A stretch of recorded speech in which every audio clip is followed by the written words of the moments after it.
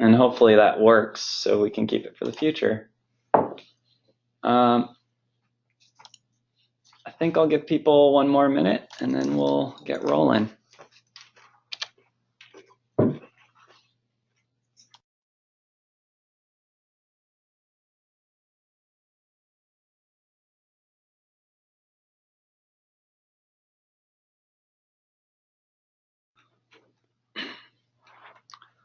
So once again, my name is Evan Sylvia. I'm hosting this meeting. I am the current chair of the LAS working group under the ASPRS LiDAR division.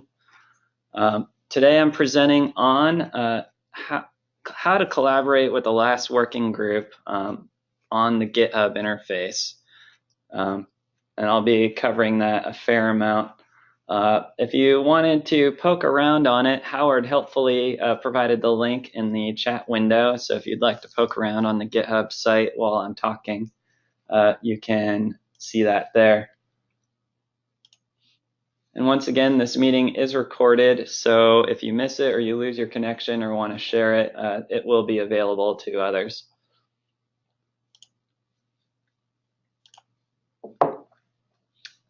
And I am now sharing my screen. Please send a chat if you're not seeing a ASPRS last GitHub workshop, but I believe that's correct. So we'll get to it. So today I'll be covering in general what the overall workflow and blueprint for the last working group is going to be starting this year. And then I'll proceed on to the LAS maintenance strategy, like how an idea goes from your head to into the spec. And then I'll walk through a theoretical example of how that might work. Then I'll get onto GitHub itself on Chrome and work through that so we can see the real thing. I'll have a short amount of time for a Q&A toward the end, and if there's extra time, I'll actually talk about the upcoming changes for the LAS spec itself. I will be keeping to the time of ending at 2 o'clock Pacific, so I will be following that strictly, just so you know. So we'll be starting with the last working group blueprint, and basically the way I see it is the last working group has been pretty quiet since 2013, so I'm calling it we're coming out of hibernation, and so there's a pretty substantial backlog of changes. So the first order was refreshing the active membership. We had several members who have dropped off in the past year or so, and we've added several new members to the last working group. Please note that membership of the last working group does require an active dues paying membership to the ASPRS to help support the organization, so that is a requirement. Number 2 is we want to clear the backlog of revisions, specifically release revision 14. The current publication is revision 13, and it's now 5 years old. And we are going to also my goal is to facilitate adoption of LAS 1.4 as best we can. I'd also like to add transparency to the decision process and increase collaboration with the point cloud community. That's generally what we're going to, and I'll unpack that a little bit. And the way I see my role and our role is to ensure consistent interpretation of LAS. Make sure that when anyone creates a LAS file, we're all talking about the same thing. And by doing that, LiDAR is incredibly expensive to acquire. And so the more useful we can make the data sets that we produce, the more valuable the data sets are, and trying to get as much bang for our buck as we can.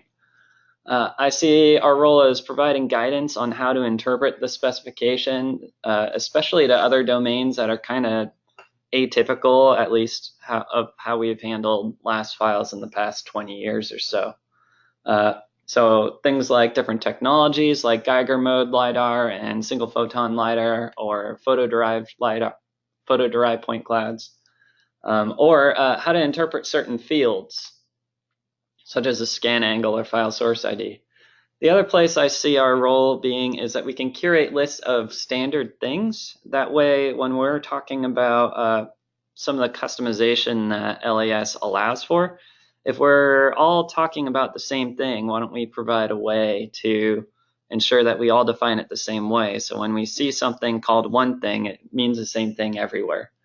And that applies to things like the domain profiles or ExtraBytes or VLRs and EVLRs. Finally, I see as our role, and this is a change from the past, where we create a formal public communication channel to interact with the last working group. Until this year, the way to get any change was to email a member of the last working group, which you don't know unless you know who that is. And there would be some back channel communication, swapping emails back and forth, and then a decision would be made and no one would know why. We would lose that backstory. Some of it used to exist on a portal, but it no longer does. And so I'm trying to create a place for us to archive this communication so it's available in general. And all this culminates into moving maintenance of the LAS specification to GitHub. And that's the address once again for you. Let me check the chat. Okay. So of course, why GitHub? Why can't we just use a SharePoint server or a Google document or something like that? And there's several reasons. First is I believe that the primary user of the spec, the person who's closest to it and actually reads every single line of the spec, is a developer. And I think that's a change from the target audience before. And GitHub is actually quite familiar to most developers. Most developers are using it or something like it. And so it's going to be familiar to them. And so this transition won't be quite as jarring for them as I think it is for a lot of us. It increases the transparency. GitHub lets you track every single discussion, every single change. We'll have a conversation thread attached to it. And we can record line by line what changed from version to version. And I think that makes it very powerful. It makes it very easy to see. Rather than a summary, you can see line by line, okay, it said this and now it says that. And that's very powerful, I think. There's also a very easy way to publish supplemental information. GitHub has a built-in wiki that lets me create kind of a commentary on the specification without changing the specification itself. And I'll be using that interface to full advantage for things like those standard lists that I talked about in the last slide, or for supplemental explanatory sections and graphics, like there's currently on the wiki an explanation on full waveform and how to interpret it correctly, because that's an area of a lot of confusion. GitHub also creates a formal way for communication channels. You can subscribe to the GitHub page so that you get an email every time something changes. And you, as a user, have control over how much information you get, rather than a mailing list where you're kind of at the mercy of whoever manages that list for how much information you get. Oh, GitHub also has what they call issues, and I'll get into that later, for creating conversation threads on each change. You can also, with GitHub, increase the community involvement. If you can be as involved as you want to. If you want to make a change, you have the option to do that through forks and pull requests. And again, I'll get into that later. Also, GitHub is cheap. It's a public repository, and that means it's free. There's a little bit of maintenance in the background to pay for some of the hosting of the files, but right now it's very, very low cost. So that's also a motivator. So how do you get involved? I'll come back to this later, but there are 3 levels of involvement. If all you want is an email every time we make a change, all you have to do is go on the GitHub page and click follow, and you'll be subscribed to email updates. If that's all you want to do is get a heads up every time we make a change, that's all you got to do. The next level is you can contribute. You can, and by the way, all of these require creation of a GitHub account, which is free. If you want to take it a step further, you want to do more than just get an email, you can add, edit, or comment on issues. You can add your voice to the conversation. There's a whole lot of threads, conversation threads right now that I would love your feedback on. And I want to emphasize here that the actual editing of the specification itself, it can be complicated, it can be intimidating, but I don't want that to stop you from contributing. If all you want to do is participate in the conversation, I'll do the legwork of actually editing the spec, editing the PDF, and then I will post the results of those edits and make sure that that's what you mean, if you've got your particular edit that you want to happen. So once again, if all you want to do is talk about it and participate in the conversation, that is great. I welcome that level of participation. I don't mind doing the edits myself. But if you want to take it a step further, you can request to join the ASPRS last working group. Once again, that requires ASPRS membership and current membership, and we will do an audit every so often to make sure that your membership is active. And you can also participate in the semi-regular ASPRS LiDAR division phone calls for a voice interaction if online is not your thing. And by joining the last working group, that gives you the authority on the GitHub page to make the edits. If you want to do that, it gives you the authority to review edits that have occurred and gives you a little more power. Ultimately, the last working group chair or the owner of the repository has the final say. And so nothing can get onto the public formal official last spec unless I approve it. So that is one layer of protection that is built in. But everything up until that point, if you're in the last working group, you've got all the power to modify, approve, and review edits. So now let's talk in general what the maintenance strategy looks like. First, I want to do a distinction between a revision and a version. So we're currently on revision 13 of the last 1.4 version. And the difference between a revision and a version is ultimately it boils down to whether or not it impacts existing software. If you're somehow changing the structure of the file, or you're adding something, or you're removing something, which is different from deprecating something, it's got to be a minor version change. So last 1.5, or if you're hugely changing the way a last file works, like fundamentally, that's going to be a major version change, so last 2.0.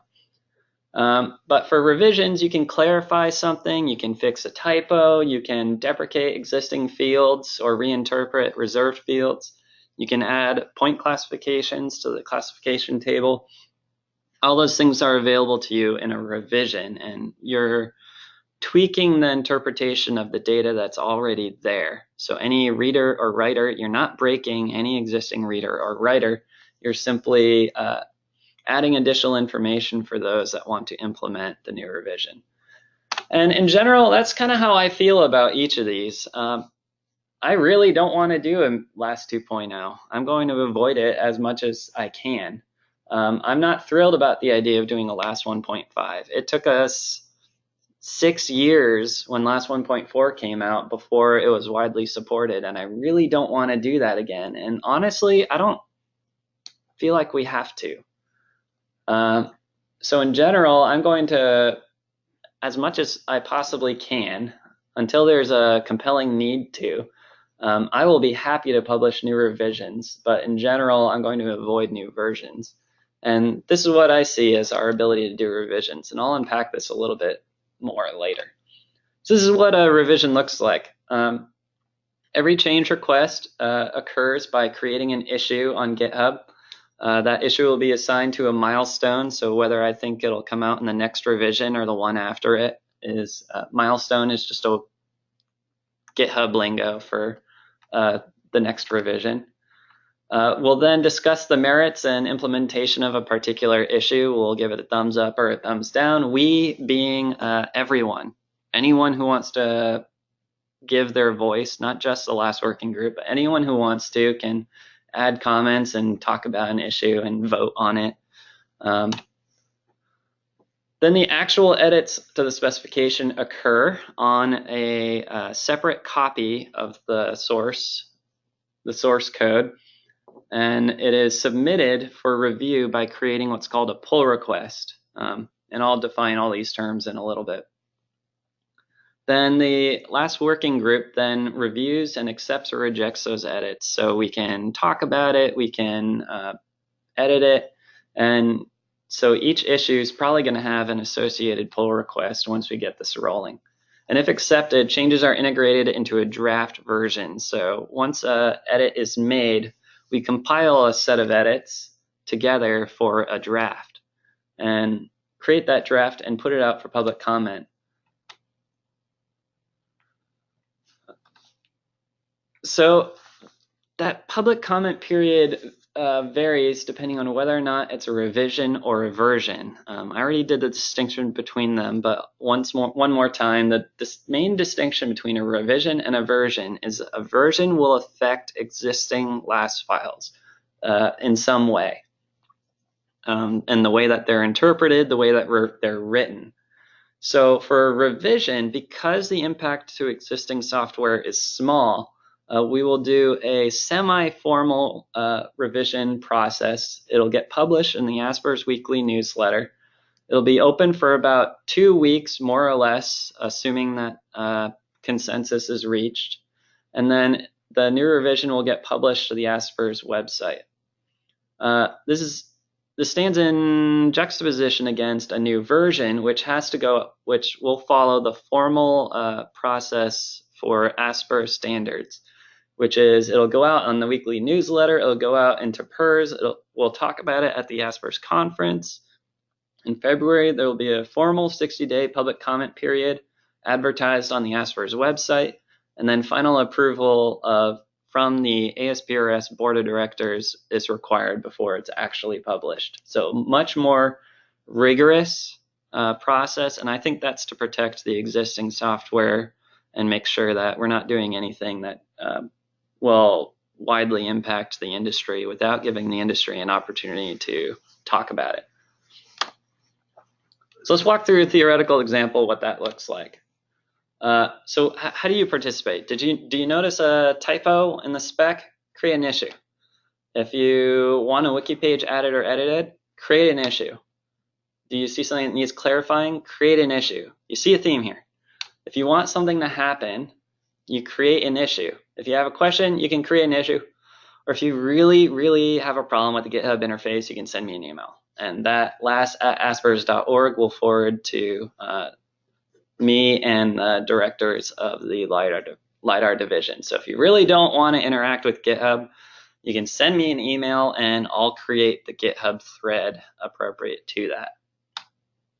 So let's talk about GitHub lingo. You'll see these orange things pop up and I'll attempt to translate these. An issue is just GitHub lingo for a discussion thread for a particular change, edit, question, or request. And one more time, anyone with a GitHub account can create, edit, or comment on issues. You don't need any special authority. I want you to create an issue. So life cycle of an issue. First thing is you have the idea. First thing you do is get onto the GitHub page and do a search for it. Punch it in, see if something like that already exists. That would help me out. That's the first thing I'll do when a new issue comes up is I'll do a search and mark it as a duplicate and close it if we've already talked about it. Assuming that it doesn't already exist, you create the issue, we talk about it for a while, that becomes an edit to the last specification, we integrate those edits into a draft, and then we close the issue and a PDF is created. So the way these work is where's my mouse? There's my mouse. So each issue will spin off its own little sub version of the specification. So issue 57 will have its set of edits, issue 32 will have its set of edits, issue 5 will have its set of edits. And these will over time accumulate into a draft and be integrated as a pull request. Once enough issues have accumulated or issues of sufficient importance have accumulated, I'll then put that out as a for that 2-week public comment period for a revision, or 60 days for a new version. And we'll put that out for a public comment.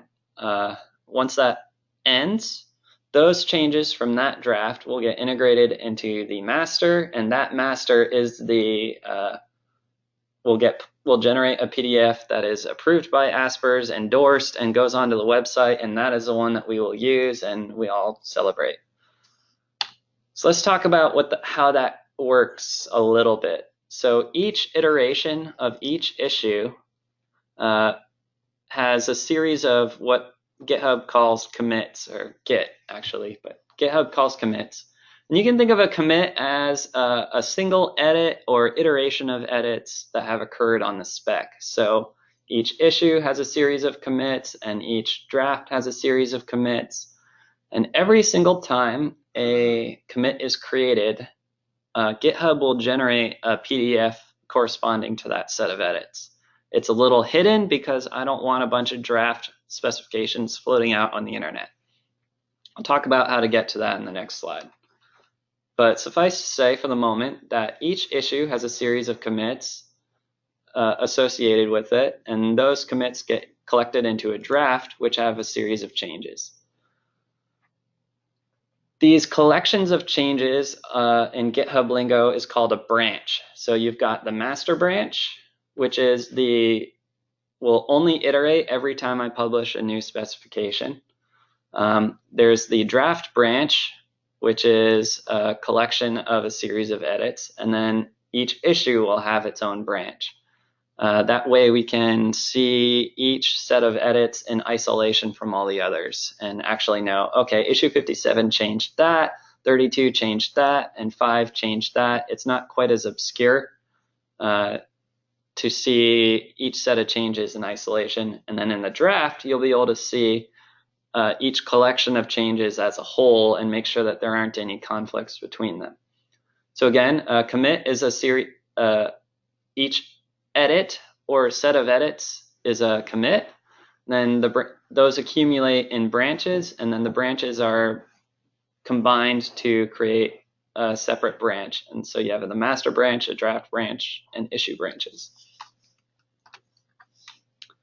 The final thing, and I've said this already, is there's one branch to rule them all, and that's the master branch. The only thing that's special about this branch is I'm the only one that's allowed to edit it, and it corresponds to the official formal specification. That's the one you see on the LES GitHub homepage when you first open it. And each iteration of that, it will be revision 14, revision 15, currently revision 13, and so on. So going under the covers, I first have to give credit to Howard Butler, who did the legwork of putting it together and building the necessary scripts and infrastructure. But basically what happens is when you create a commit, you've got a set of source text files that are in Markdown format, if you want to know, or a combination of Markdown, restructured text, and LaTeX commands. It's just a text file, txt. Those are bundled together with a set of Python and shell scripts that do the work of converting it to a PDF. The GitHub commit triggers something called Travis. It's a separate platform that creates a kind of a virtual computer using Docker. It downloads the source files, all these guys, from GitHub, runs a program called Sphinx to generate LaTeX files, and then runs PDF LaTeX to convert those to a PDF. So it's a series of steps that convert the raw text files to a PDF. And why the heck did we do this? Why is it so complex? You remember GitHub gives you the option to do line-by-line comparisons. The power to do that comes from the fact that the specification is stored in raw text format.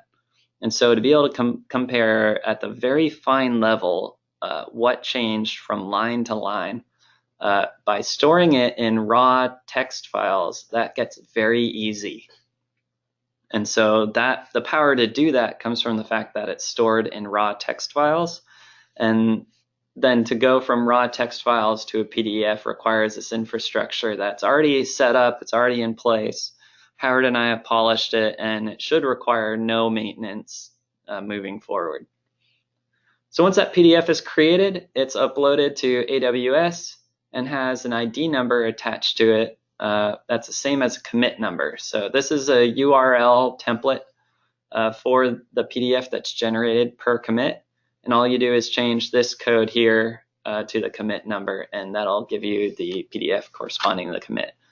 Once again, if you don't care, you don't want to deal with this, I will handle the edits and post the PDF that shows your changes on the issue thread.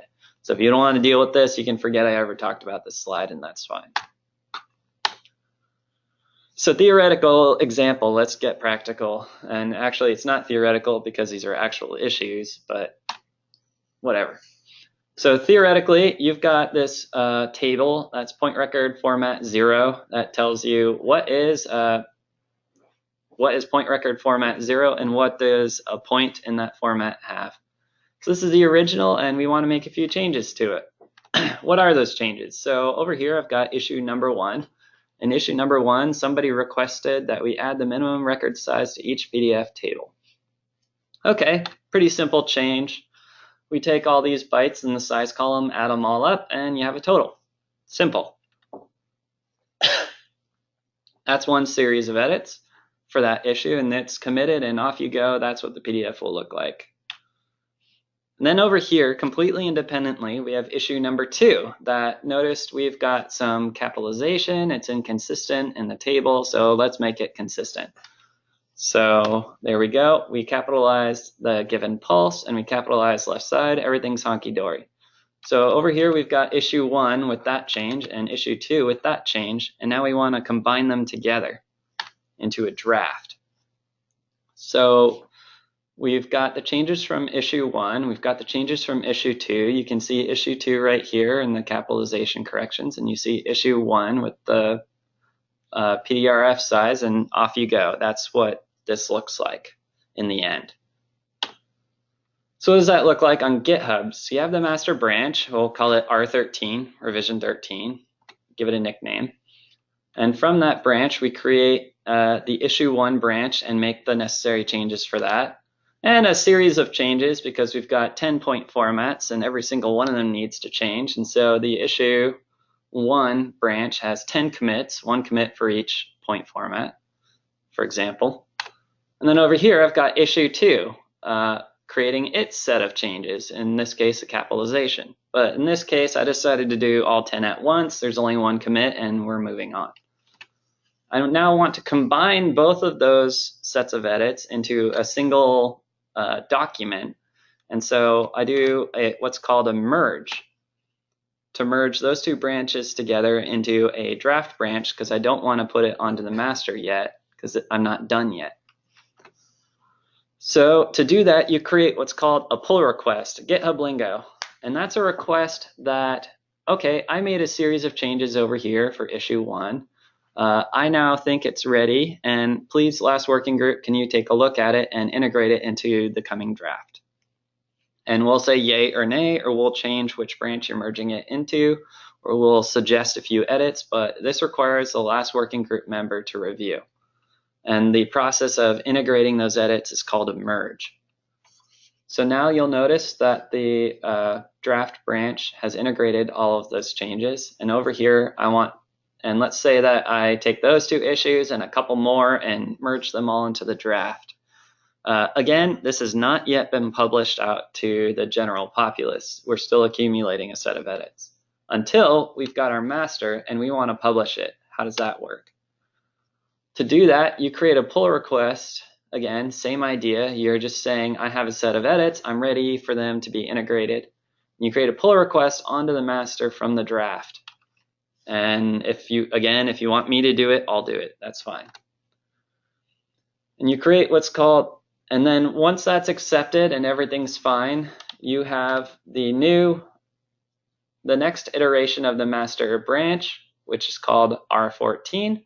And we'll call that a milestone. In GitHub lingo, a milestone is just, it's also called a tag in Git, but it's a set of edits that we can collectively give a name that's useful. In this case, I'll be iterating the revision number. So revision 13, revision 14 is a milestone. And to integrate any changes on the master branch, again, that requires ultimately my approval to do, and I won't give that approval unless the public comment period requirements are met.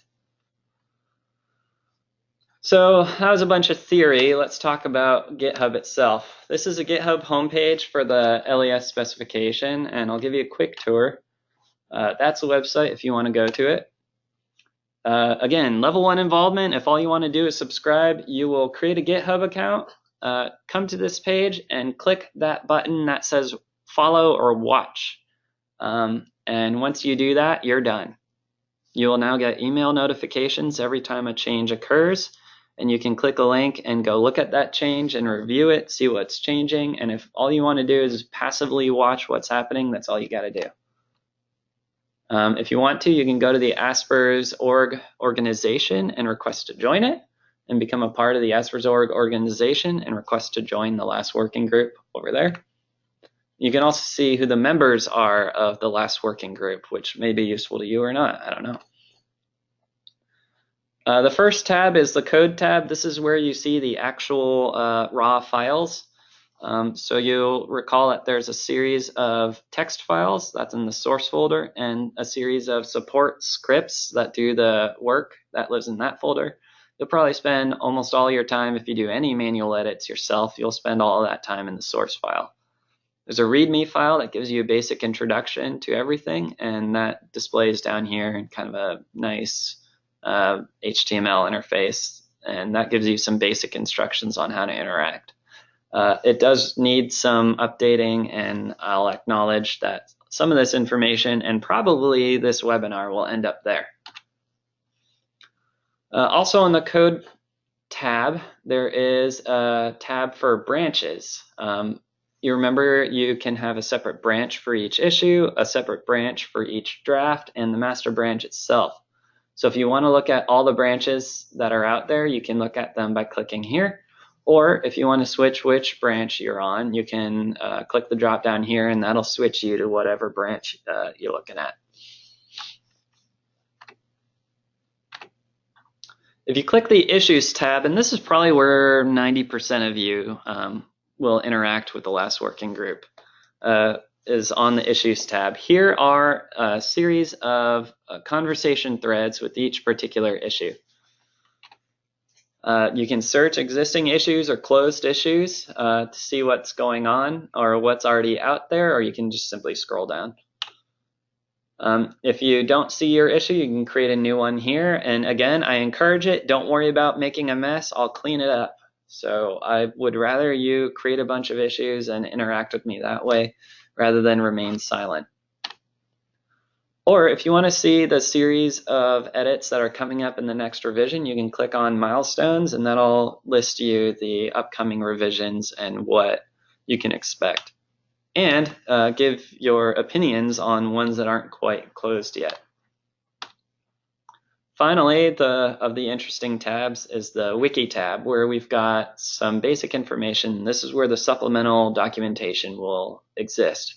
Currently, we've got a full waveform explanation, primarily written by Martin Eisenberg. Thank you, Martin.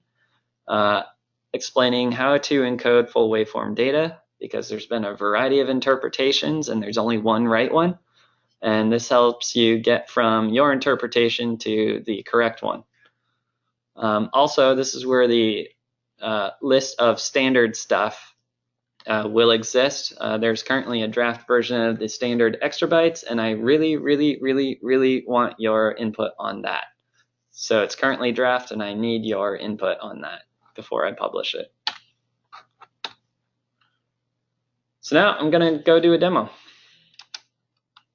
Let's go to the actual page.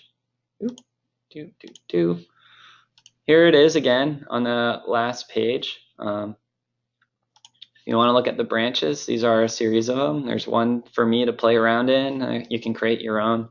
You can create your branches. Don't be afraid to create a branch and make a mess, and I'll help you clean it up if you do. You can't break anything, really. The only one that you need to be afraid of breaking is the master branch, and you can't because only I can do that. So really, don't worry about breaking anything. Play with it. If you really want your own sandbox, you can fork it. And what that'll do is it'll copy everything, and you'll have your own private, this will say your username. So I've got my own fork of this called eSylvia/last. And if you are really worried about breaking something, create a fork. You'll have your own private copy of everything, and you can do whatever you want in that private fork without affecting anyone else. So here we've got a bunch of issues. There's some pull requests. You remember that's when you say, hey, I think this is ready. Take a look. So I've got 3 pull requests right now that I need people's input on. I'd love your input on it. So let's just take a look. We're discussing whether or not fixed length char arrays need to be null terminated. And so I'm trying to figure out if this breaks your software, if we make it not null terminated, which was the intent, but not what it actually said in the spec. There's some improved full waveform language. We're also deprecating the ExtraByte tuples and triples. If you know what that is, bravo. If you don't, welcome to the club. So let's walk through some basic editing. So you see here we've got a whole bunch of conversations going on, and I'll just pick an easy one. So let's go to the milestones. You see there's a version 2.0 that has no due date because I never plan on implementing it. There's one open issue associated with it. There's an R14 that I wanted to publish 2 weeks ago, but haven't been able to because some things are pending review. And then the next iteration will be R15, which we haven't finished yet. So we're now in the R14. These are all of the changes that are queued up for R14. So there are 14 changes that are closed and 13 changes that are still pending. So let's go down and look at one of them. I'm going to pick an easy one. So I received input that there are 4 new classes we want to add to the LAS specification. And we talked about it for a while. This started as an email conversation, so I tried to bring everybody up to speed on that email conversation. We talked about whether or not we can do that as part of a revision instead of a version change. We agreed that it's good, okay, in a revision. We got some consensus that class 19 should be called overhead structure. And we're still talking about classes 20, 21, and 22. But I think I'm going to go make those edits.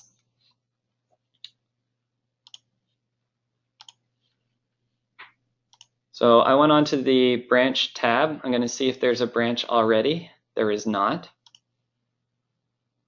a branch already made. So I'm going to go to the draft R14 branch. I'm going to create a new one for, I think it's issue 19.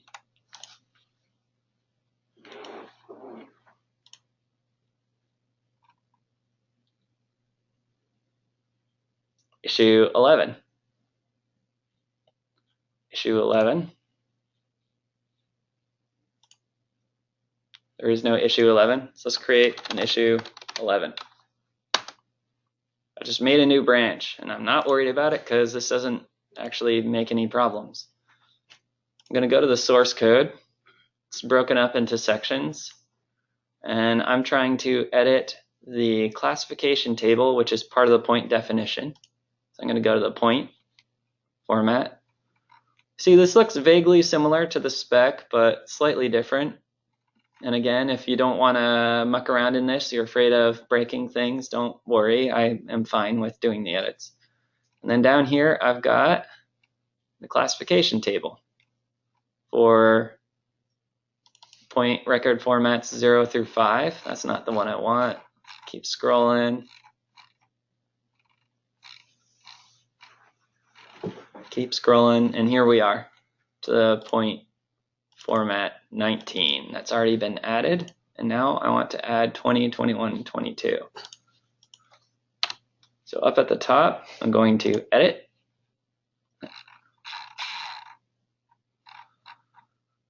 It's in point record format 6, if you remember your spec. Now I'm going to change the specification before your eyes.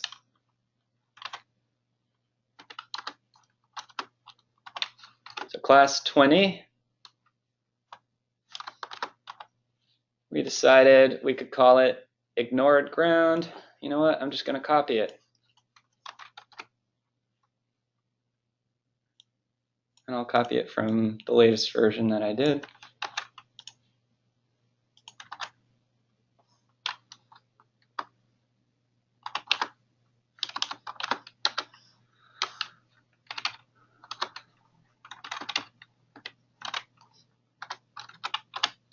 Class 21. I'm not going to do all of them for the sake of time.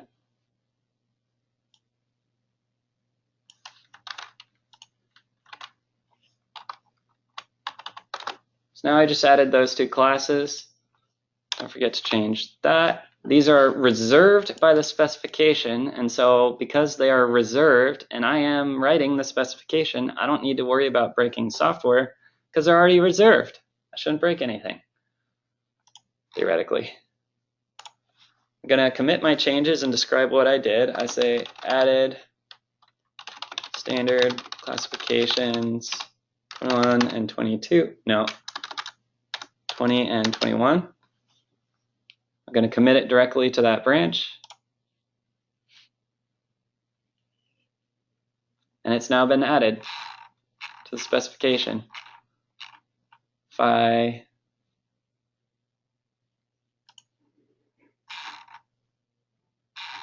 and I could have tagged the issue and I forgot. That's okay. If I now go to the branches interface, you'll see that there's now a green circle. What does that mean? That means Travis is working, and if you recall, GitHub, you create a commit that hands off the source code to Travis, which then converts all those text files into a PDF, and this takes about 2 minutes to run. And then once we're done with everything, we'll have a PDF on our hands. So in the meantime, while that's working, you can look at what actually changed. So this is the before and after line by line work that we're talking about. So this is back in the GitHub interface. So in issue 11, it used to be this, and it's now this. So that gives you the option to look at every single change line by line that has occurred. And if you want to comment on that particular commit, like, I think this is a really bad idea. If you want to say that, you can just comment on it and post that. I don't think it's a bad idea, so I'm not going to do it. I am going to say for issue pound 11. That way when I comment that, if I refresh here, there's now noted the fact that, hey, out there somewhere, there's a commit that affects this particular discussion. And if you want to look at it, you can go back to that commit and see, oh, what actually changed? There you go. That's the information. So the build has finished. There's a commit number. I'm going to copy that. Here's that specification link I gave you. I'm going to paste that ID number into the PDF link. And that is the PDF draft that we just created. If you remember, this, by the way, is a new addition, upgrade in the GitHub. The fact that you have a table of contents, that's new. And if we scroll down to the classification table, you now see ignored ground and snow.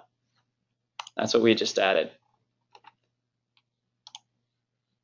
And now if I want to add that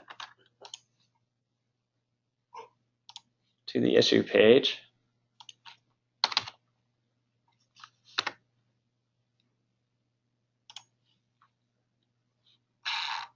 I can say PDF with classes 20 and 21 added.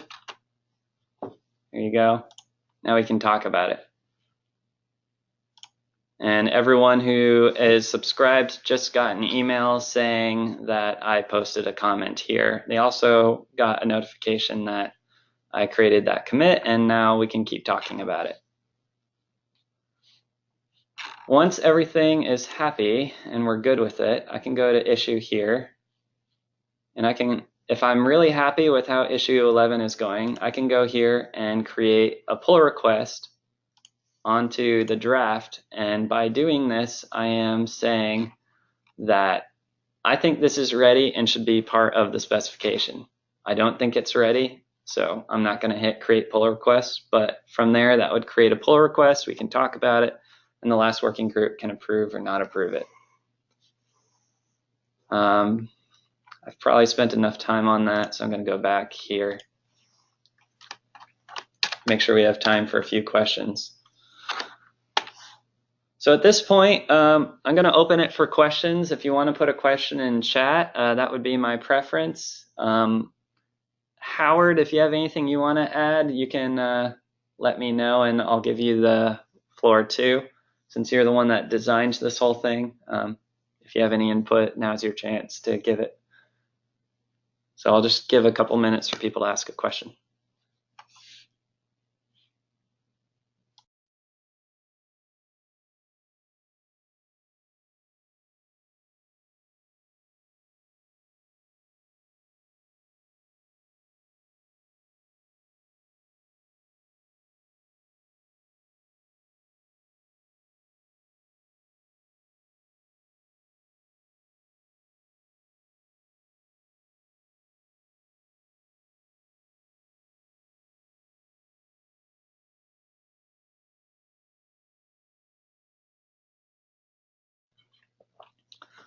So first question I got was, when is a new revision expected? I was hoping to have a new revision out for public comment by now. We're trying to update the spec for a few things. Like I said, there's a 5-year backlog.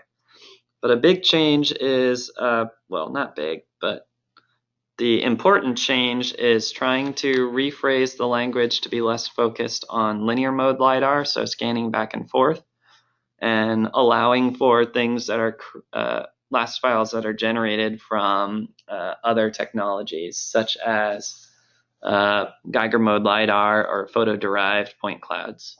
I'm still working with our friends at Harris to make sure that the language is how they need it to be for their particular application. So I'm hoping to have it out for comment in early November and have it published by Thanksgiving. So that's when you can look for revision 14. And you saw there were about 13 issues that were currently outstanding, and I would love your input on anything that's not resolved by my early November deadline. I think I'll kick to revision 15 and proceed forward with revision 14.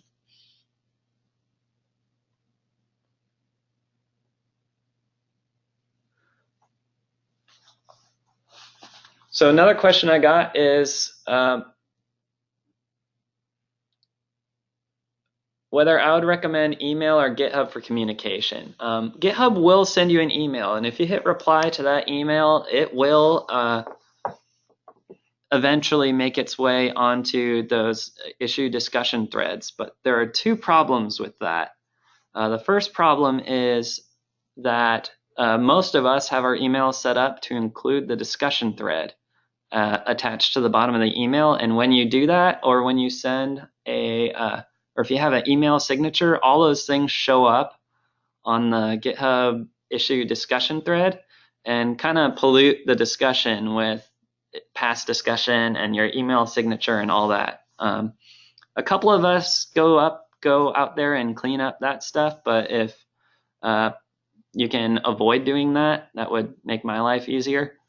The other problem with using email is that sometimes you miss out on a lot of the context of the rest of the discussion. Unless your email thread is exhaustive, you're going to be missing some of the context and some of the conveniences of interacting with GitHub directly. So I would recommend using GitHub itself for contributing to the discussions.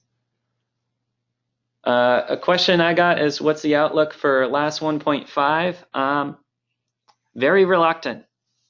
I have no plans for implementing a LAS 1.5 because so far I haven't seen a need for it.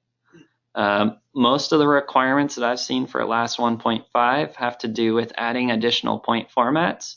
And I plan on, for the moment, shifting a lot of the requirements for a new point format. I'm going to be shifting that toward standardizing ExtraBytes and trying to create extensible point formats that already exist in the format. And so we'll be pressuring most of the software companies into supporting ExtraBytes more robustly rather than publishing new point formats, because that whole thing's just going to balloon out of control very quickly if I keep publishing a new point format every time somebody has a new attribute.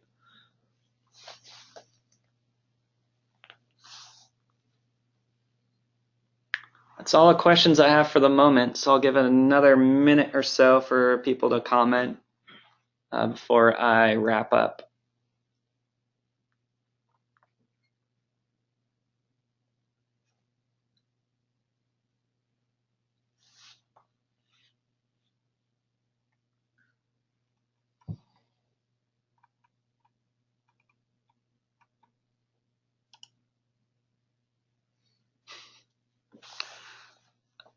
So someone noticed that there will be a last working group session at ILMF/the ASPRS conference in February. The discussion at ASPRS will be probably an abbreviated version of this in general, but it'll primarily focus on updating people on the revision that I plan to publish in November and any future changes that are queued up for revision 15.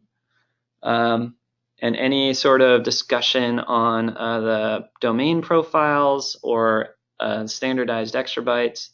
I'll be focusing on looking forward rather than focusing on how to edit the spec, which is my current focus. A great philosophical question just came in. Thanks, Gretchen. If ExtraBytes are considered optional, how do you get vendors to make changes to the software? That's a great question. And as far as I can tell, the way to get changes to your software are to ask for them. As a software developer, I don't know about a change or how important it is until people tell me about it and pressure me. And if I get enough people asking for it, then I'll do it because I realize that there's value in doing that. For example, ExtraBytes are not well supported in most software. As a result, the software that does support it, such as LAS tools, I end up using quite a bit. Whereas a software that ignores ExtraBytes or worse, removes them, I will end up not using it as much and should result in lower sales. So I think that the motivation to add ExtraBytes is economical. And so if a software vendor believes that it's going to start losing clients because it doesn't support that, I think that's a strong motivator. Because I have the same problem if I create a LAS 1.5 to add these attributes. Why would they add support for LAS 1.5? It's the same issue. It's just manifests differently.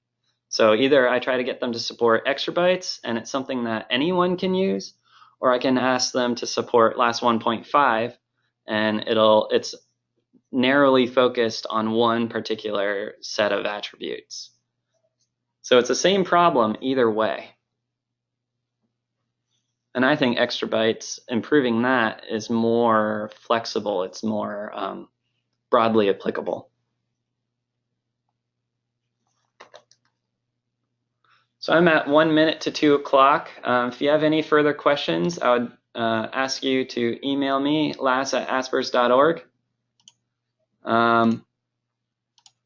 And I will skip over the queued changes. If you want to look at them, once again, you can click on the Issue tab, click on Milestones, and then click on version 1.4 R14, and then I'll show you the ones that are already queued up and closed versus the ones that are currently pending and open for discussion. If it's closed, that doesn't mean the discussion is closed, it just means it's done.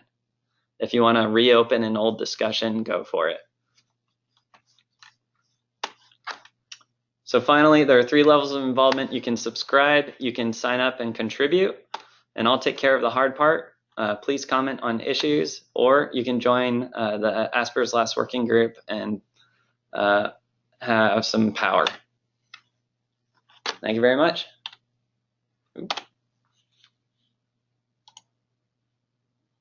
And one more time, I will be taking this recording and posting it to the GitHub page and the Last Tools forum for those that are interested.